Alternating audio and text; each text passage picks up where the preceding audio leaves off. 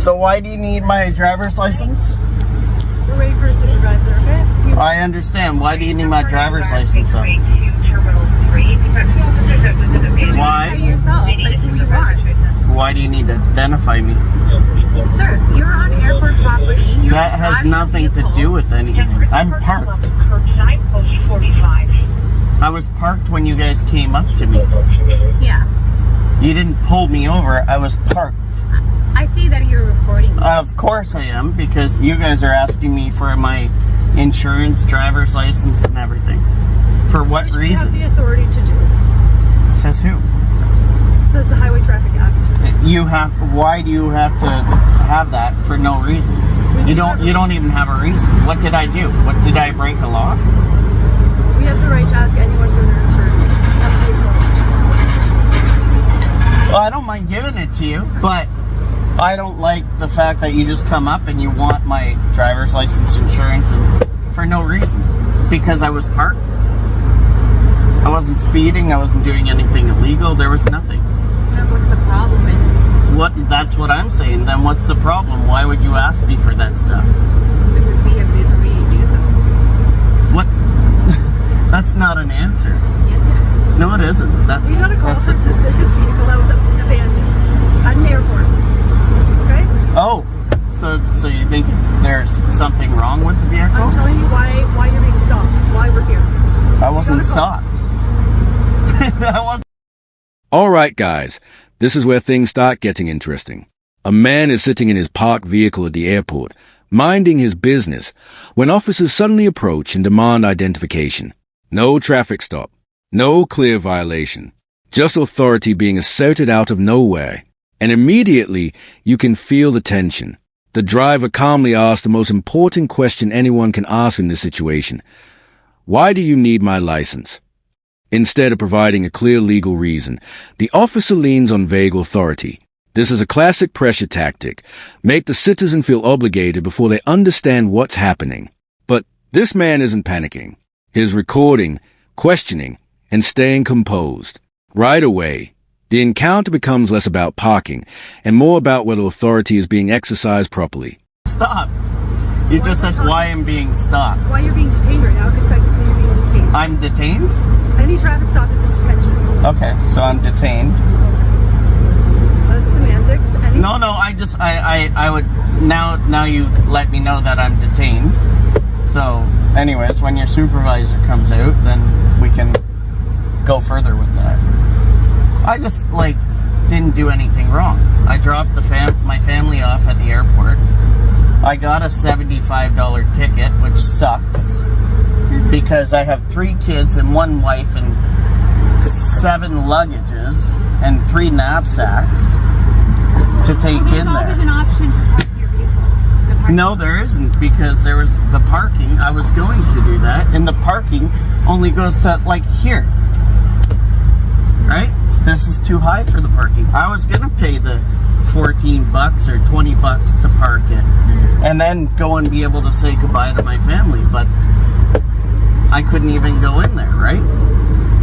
So I know you can say that, but it wasn't even an option for me. So anyways, I'm not filming you to be a dick. I'm just filming you because I want to know that I'm not going to be violated here. Perfect.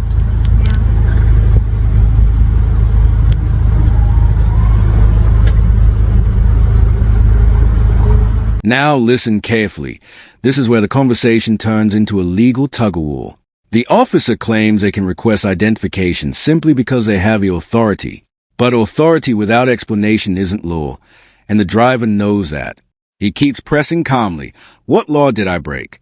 That question forces the officer to finally reveal the reason, a report of a suspicious unattended vehicle. Suddenly, the narrative shifts. But here's the key moment. The driver doesn't explode or escalate. He explains the situation, dropping off family, dealing with luggage, trying to follow airport rules. You're watching a citizen balance frustration with restraint. This is critical. Emotional reactions can derail encounters. Calm, informed persistence keeps control in the hands of the person asserting their rights.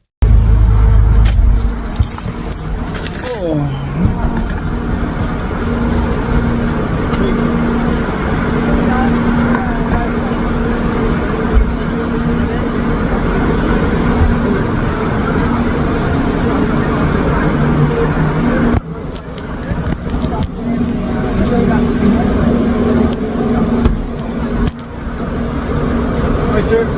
How are you doing today? Sir, how are you? Good. I asked for you Yep, no problem. because I was parked here. Yep. I got a ticket back there because I was bringing my family in with all their luggage. Okay. I couldn't park in the underground because Right, this thing's too yep. high. Yep. Then, after getting the ticket, I moved up here and stopped, and then these two came and then asked me for driver's license, insurance, and registration. And I don't see why, because I'm just parked. I wasn't even in motion. Okay. So I mean, that's why I requested you, because I've done nothing wrong, broke no law, right. and then somebody's asking me for that. Okay, well, you are on private property, right? This airport belongs to airport property, This is public. but this is assigned to the airport over here, right? It's still And we are- public, okay. right? This But is I'm- public, right? No, this is private. This is all private. As soon as you come I know I know it's private, but this is how the public gets in. No, It's and if public you want, access. we can call public safety officer to come and tell you that. They're GTAA employees, I'm just saying it is public access. but it's private property, Oh, right? that's fine. Yeah, So that's why these officers are asking you for your driver's license, ownership, insurance. on private left, property. You left your vehicle unattended, right? That's This is where it gets serious.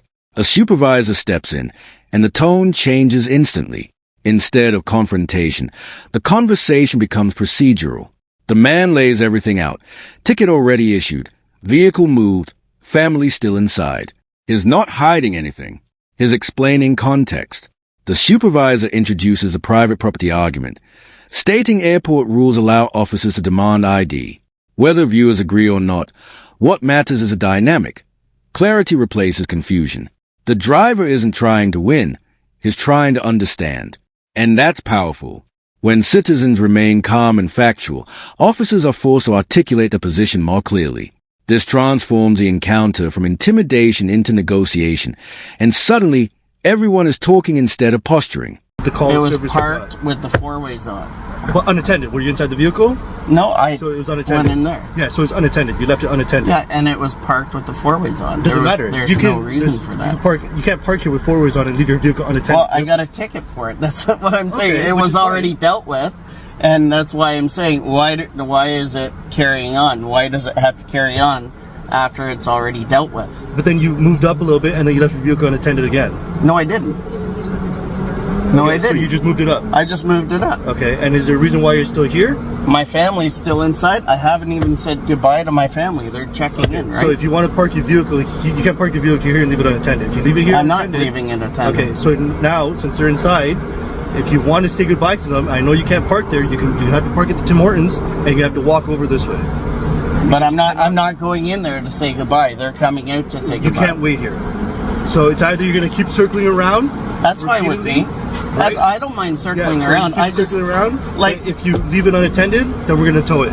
yeah, right? no, Whether that's you- fine. whether you're standing- I understand that from Yeah. the lady, right? So even if you're standing curbside, right, Yeah. and this vehicle's unattended, we're going to tow it, right? Yeah. Because you've been asked to leave. You got a ticket already. Next I option- wasn't asked to leave. I just got a ticket. Okay, well now I'm going Right, to ask you to um, leave. I understand you're waiting for someone, but they're not here right now. You're standing outside here. Yeah, they're so circle checking back in. around, no problem. But the second you leave this unattended, if They're security right calls there, us, by the way, Yeah, so- if security calls and leaves it unattended, it's going to get towed. So if you don't want your vehicle being towed and you're not going to leave it unattended, I would suggest leaving it at the Tim Hortons at Jetliner and Airport Yeah. Road, and you can either walk this way or take a cab here, and then the cab can take you back to your ambulance. They're literally going to their flight. They're gonna come and say goodbye and then go to their flight. Yeah. Now they're going the opposite way because you guys are here. So But Now we see the practical side of enforcement. The supervisor lays out the options. Don't leave the vehicle unattended. Keep moving or park elsewhere. No shouting. No threats. Just boundaries. And this is where awareness matters most. The driver pushes back, respectfully, clarifying what he can and cannot do while waiting for his family. This isn't rebellion. It's engagement. He's making sure instructions are understood, documented, and fair. Notice how recording changes the atmosphere. Everyone becomes more deliberate. Words matter. Tone matters. This is what accountability looks like in real time. A potentially volatile encounter becomes controlled simply because a citizen knows to ask questions instead of blindly complying. Wherever they're going, if they're checking They're coming in, out that door. Yeah. They tried to get it out. I guess that's why.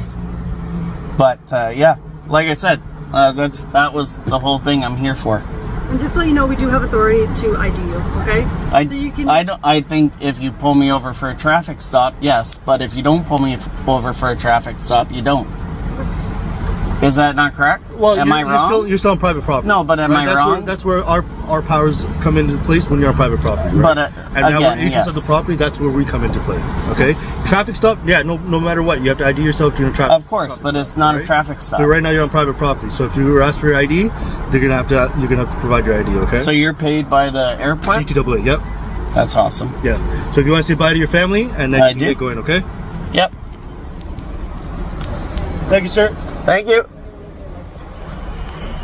Here's the takeaway, and it's bigger than this one stop. Most encounters with authority hinge on communication and awareness. The driver never yells. He never refuses violently. He questions, calmly, repeatedly, and on camera. That forces transparency. Whether the officer is right or wrong becomes secondary to how the interaction unfolds. This moment shows why recording, understanding local rules, and speaking clearly can completely reshape a police encounter. Authority isn't absolute. It operates within explanation and accountability. And when citizens stay composed, informed, and observant, situations that could spiral instead resolve with clarity. That's the real lesson here. Confidence comes from knowledge,